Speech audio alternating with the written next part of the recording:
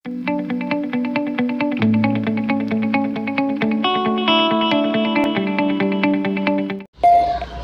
वालेकुम बेटा, बहन भाइयों अस्सलाम वालेकुम। बिस्मिल्लाहिर्रहमानिर्रहीम। बच्चों, आज की वीडियो एक शरारत है।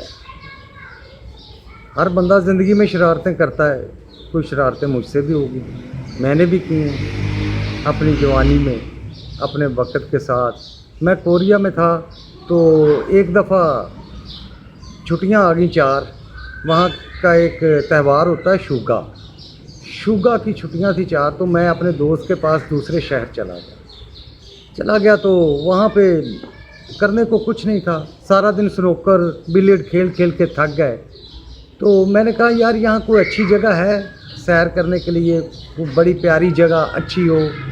उसने कहा कि ये जो बाहर रोड है ना, ये सीधा ऊपर पहाड़ी के दूसरी तरफ जाएंगे तो एक झील है, झील में लोग फ़िशिंग करते हैं, बोटिंग करते हैं, आप भी चले जाएं, एंजॉय करें। मैंने कहा अच्छा। वहाँ पे एक साइकिल थी, शॉर्ट्स मैंने पहनी, टी शर्ट पहनी, तो बड़ा हीरो सा बन के, मौसम भी बड़ा प्यारा था, हल्की हल्की बारिश हो रही थी, बादल बने हुए थे। मैं साइकिल चलाता चलाता पहाड़ी की तरफ जा रहा था। जब पहाड़ी को मैंने क्रॉस किया तो मैंने देखा कि मेरे लेफ़्ट साइड पे एक बड़ा प्यारा पीच का बाग आ गया, आड़ू का बाग। और इतने प्यारे आड़ू लगे हुए, इतने इतने बड़े, इतने बिल्कुल पके हुए, बड़े खूबसूरत। मुझे झील भूल गई, एंजॉयमेंट भूल गई, हीरोपन भूल गया, वो जो गुनगुना रहा था वो सब कुछ मुझे भूल गया।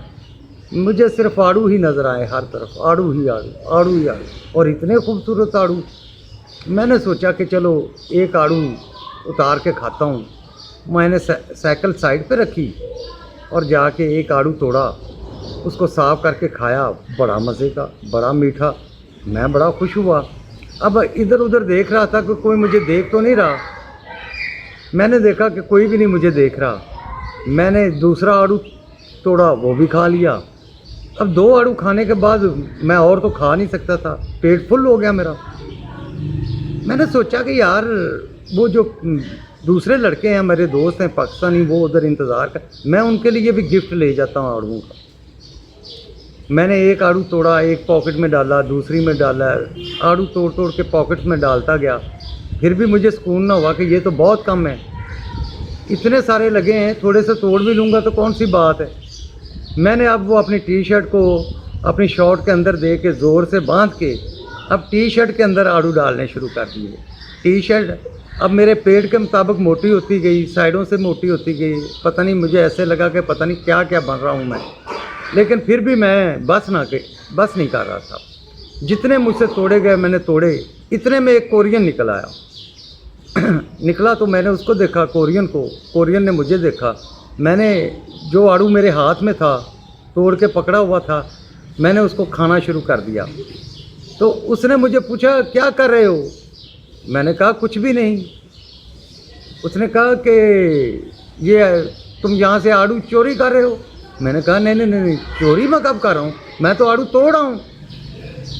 उसने कहा कि तुम्हें पता है ये बाग किसका है? मैंने कहा मेरा तो नहीं है। कहता मेरा है।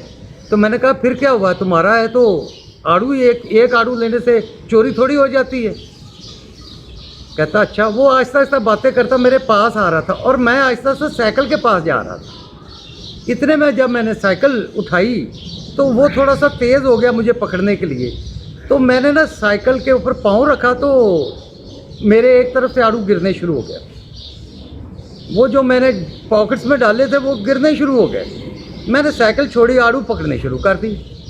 इतनी देर में वो भी और थोड़ा मेरे पास आ गया। मैंने देखा ये भी पास आ गया, आड़ू भी पकड़े नहीं जा रहे सारे।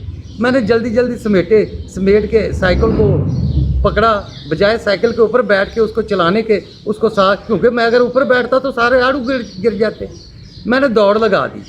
अब साइकिल ज़्यादा दौड़ती थी कि मैं ज़्यादा, ये मुझे समझ नहीं आई। लेकिन मैंने ये देखा कि साइकिल भी ज़्यादा दौड़ रही है और मैं भी, वो कोरियन कम दौड़ा है।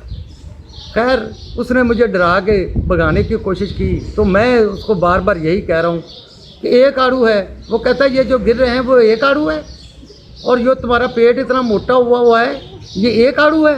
میں نے کہا کہ تم کورین بول رہے ہو, مجھے کچھ سمجھ نہیں آیا, حالانکہ مجھے ساری سمجھ آ رہی تھی.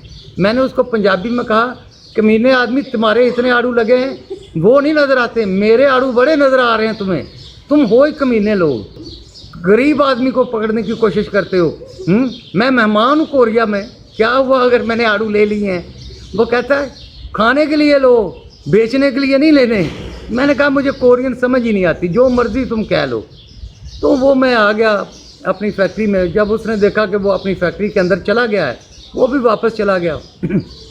میں آیا, اپنے دوستوں کو میں نے بتایا کہ وہ آپ کے تھوڑا سا آگے جاؤ, سڑک پہ بہت پیارا باغ ہے, وہاں پہ یہ آڑو لگے ہیں. انہوں نے آڑو کھائے. انہوں نے کہا جی پتہ تو ہمیں بھی ہے, لیکن وہاں کا مالک بہت سخت ہے, وہ کسی کو قریب نہیں آنے دیتا. میں نے کہا جی میں بھی قریب نہیں اس کے گیا, میں بھی درختوں کے قریب ہی گیا ہوں, فکر نہیں کرو, رات کو چلیں گے پھر آڑو اتاریں گے.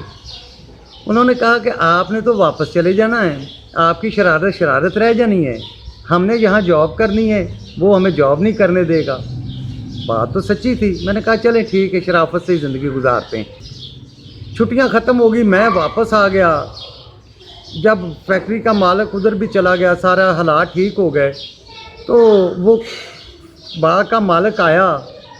اس نے بتایا کہ آپ کے ملازموں نے, فارنر ہیں, انہوں نے میرے آڑو توڑے ہیں, نقصان کیا ہے. تو مالک نے سارے لڑکوں کو سامنے کیا کہ ان میں سے کون ہے جس نے آڑو توڑے ہیں. اس نے کہا ان میں سے کوئی نہیں, وہ ایک بڑا معصوم سا بچہ تھا, وہ پتہ نہیں کدھر ہے.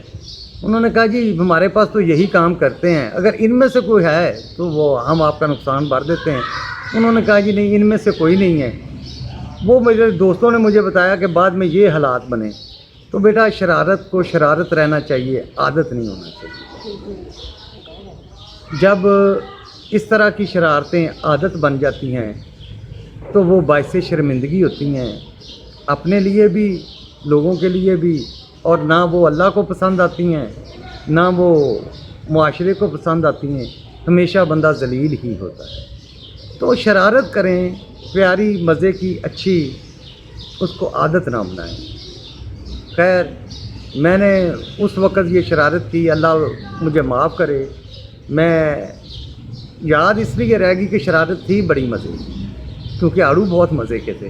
اگر کھٹے ہوتے یا پاکستانی قسم کے چھوٹے چھوٹے ہوتے تو مزہ نہ آتا. وہ تھے بڑے پیارے, بڑے مزے کے, ان کو دیکھے بغیر رہا نہیں گیا کہ یہ. اچھا بچوں, اس وقت ان آڑوؤں کو دیکھ کے میں شرارت تو کر بیٹھا, لیکن آج تک مجھے اس بات کا احساس ہے کہ میں نے غلط کیا ہے.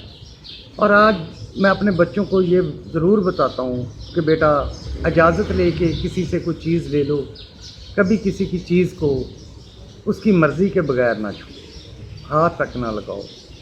بس وہ وقت, وہ ٹائم ایسا تھا کہ مجھ سے ایک شرارت ہوگی. زندگی میں غلطیاں بھی ہوتی ہیں, لیکن غلطیوں سے سیکھنا چاہیے, ان کو عادت نہیں بنانا چاہیے. Thank you beta.